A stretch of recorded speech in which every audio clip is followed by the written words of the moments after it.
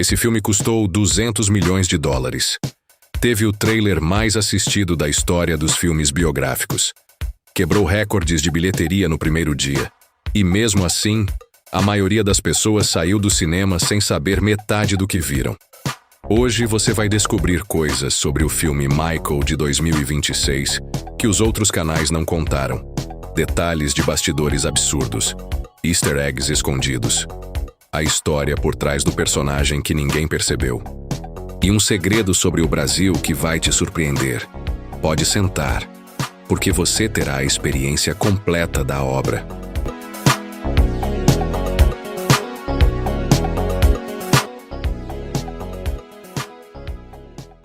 Primeiro, Jafar Jackson, o cara que viveu Michael na tela. Muita gente sabe que ele é sobrinho do Michael, filho do Jermaine. Mas o que a galera não sabe é que esse cara nunca quis ser ator na vida. Em entrevista pro Jimmy Fallon, ele disse exatamente isso. Nunca pensei em atuar. Na verdade, eu cresci querendo jogar golfe. Então o produtor Graham King ligou. Uma videochamada pelo Zoom.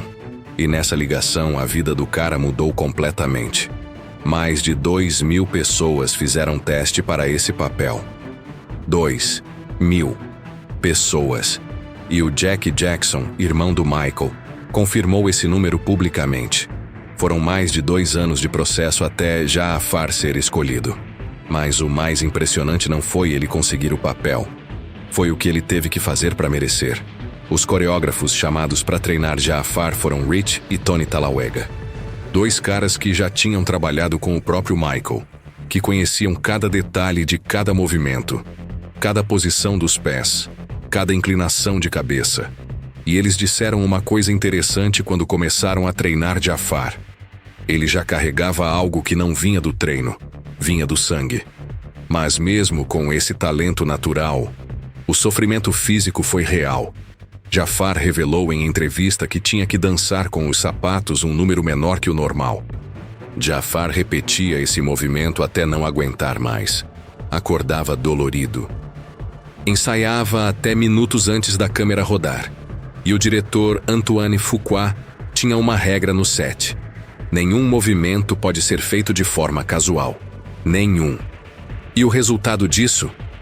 Quando você assiste o filme, não parece imitação. Parece a coisa real.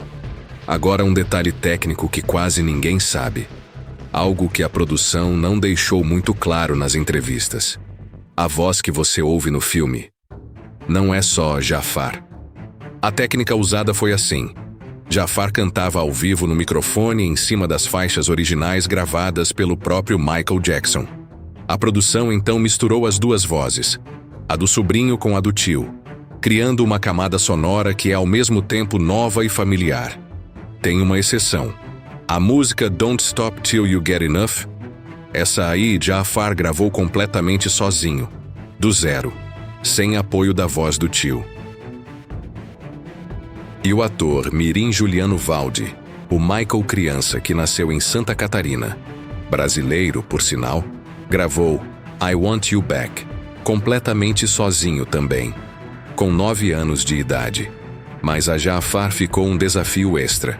Capturar o timbre falado de Michael. A forma como ele falava. O jeito suave, delicado, um pouco distante. Para isso, Jafar lia livros em voz alta imitando a voz do tio. Livro inteiro. E a cada livro ele dizia, melhorava um pouco mais. Agora vamos falar dos bastidores reais dessa produção. Porque tem coisa aqui que parece roteiro de filme mesmo. As filmagens principais foram entre janeiro e maio de 2024. 80 dias previstos, em Los Angeles e Santa Bárbara. A produção prometeu injetar 120 milhões de dólares só em salários de equipe e fornecedores na Califórnia. Mas antes disso tudo, a greve da SAG-AFTRA em 2023 parou tudo. Os atores de Hollywood cruzaram os braços.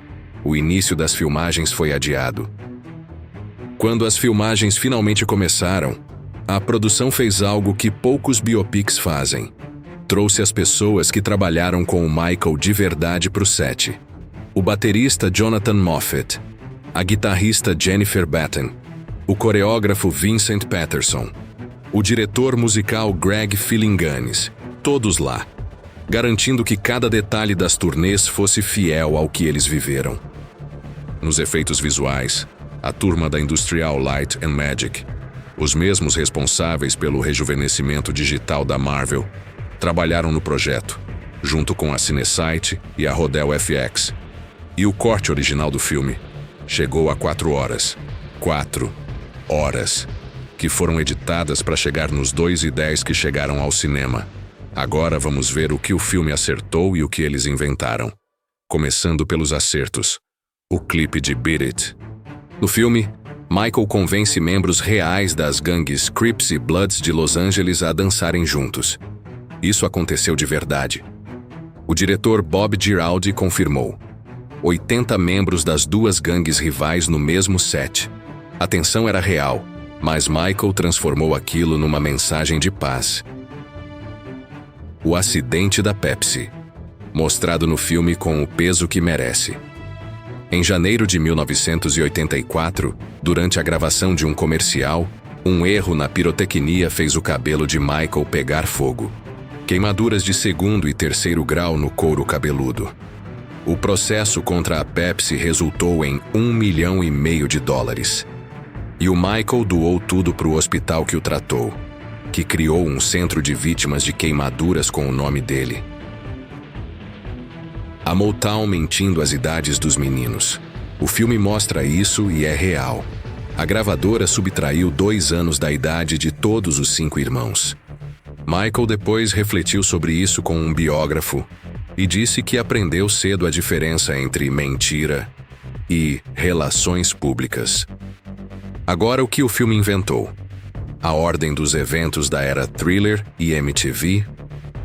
O filme mostra numa sequência que faz sentido narrativo, mas que reorganiza o que aconteceu de fato. Billie Jean foi para MTV em março de 1983. Michael se apresentou no Motown 25 em maio. O clipe de Thriller só veio em dezembro. O filme comprime tudo como se fosse simultâneo. Agora os detalhes que passaram batido. Os easter eggs. Logo nos primeiros segundos do filme aparece o logo da Optimum Productions, a empresa do próprio Michael Jackson. É um detalhe que a maioria ignora, mas que sinaliza desde o início. Quem conta essa história tem controle total sobre ela. Em uma cena, Michael está no estúdio de madrugada com uma parede coberta de post-its amarelos. Cada nota é uma ideia musical. Ele diz: "Tenho todas essas ideias na cabeça. Preciso tirá-las daí." Isso é baseado em relatos reais do processo criativo dele. Michael não dormia enquanto tinha ideias na cabeça.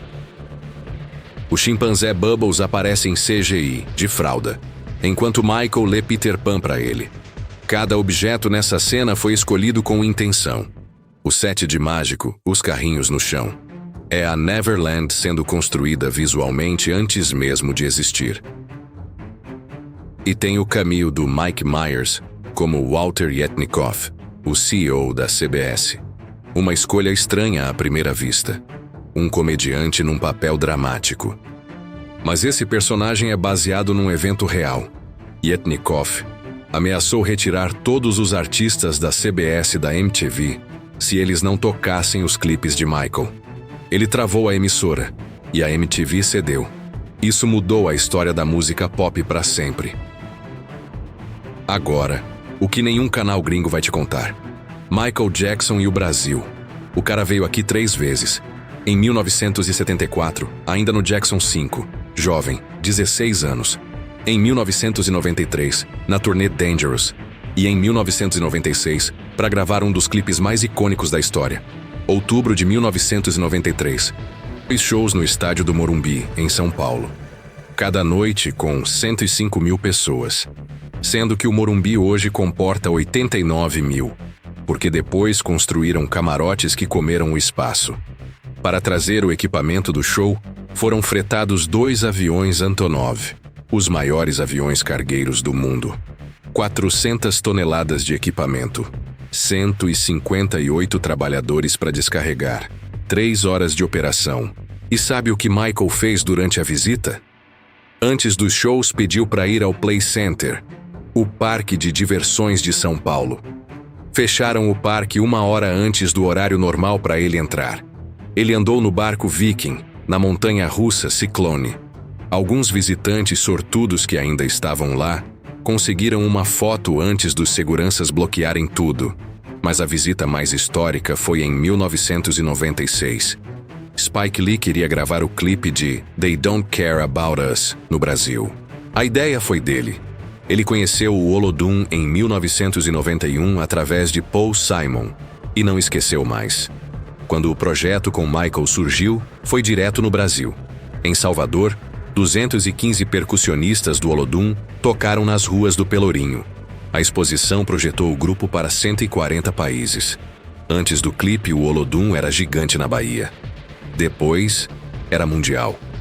No Morro Dona Marta, no Rio, a história ficou ainda mais intensa.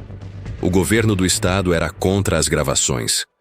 Políticos alegavam que as imagens de pobreza prejudicariam a imagem do Brasil, que concorria para sediar as Olimpíadas de 2004. Chegaram a pedir para o Pelé convencer Michael a desistir. Pediram para o Pelé intervir. Não funcionou. A equipe gravou mesmo assim.